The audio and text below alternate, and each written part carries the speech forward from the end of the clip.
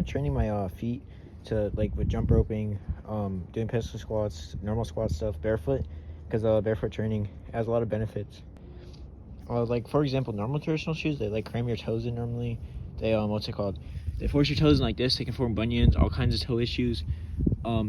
Which is why I'm actually gonna invest in a pair of barefoot shoes, so they don't like my toes aren't forced in. So like all this stuff isn't like forced like that. Too much arch support can make your feet weaker. So I've been doing stuff like stability stuff and different things to make my feet stronger. And I will be doing a barefoot shoe review.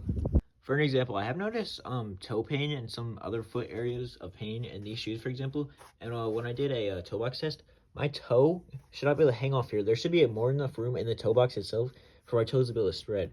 That's what barefoot shoes are like. I mean, these are flat and kind of zero drop, which barefoot shoes are also that too. So there's no arches that are forcing your feet up, like that makes your feet weaker and other things.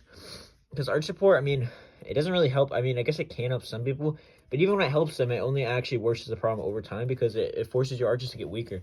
When I've been doing stability exercises and other things to build up my arches, to be able to spread out my toes, I'm gonna do all that. And then for example too, barefoot shoes are foot shaped. Crocs, they're kind of foot shaped, like for example, kind of like barefoot shoes. Now Crocs are better than most shoes, I would honestly say, but barefoot shoes are still better than Crocs.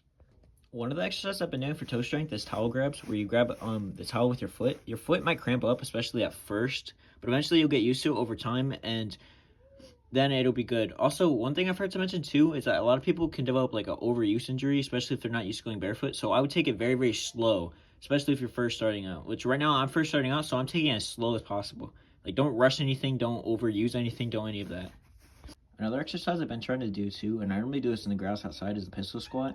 I go all the way down and come all the way back up on one foot, and then I switch to the other side. And I do that a few times, just to practice it, because that helps with balance, stability, and strength. Another exercise I've been doing is jump roping, and I specifically am jump roping outside, like in the grass and softer ground, so it's not too hard. Oh, and then also another thing I do is I do toe gloves. I put my fingers in between each toe, and I like glove it and move it back and forth. Another thing I do for balance is I swing on one foot and like balance on it, which helps with balance. Another exercise I do is I lightly do heel raises. I try to spread all my toes out and go up like this. It helps. Another one I do too is I try to build up my arch like by doing this. I don't really know what these are called, but so this guy called Barefoot Strength, he goes really into depth on one of his videos. I'll be linking that video down in the description. It'll help you on your barefoot journey.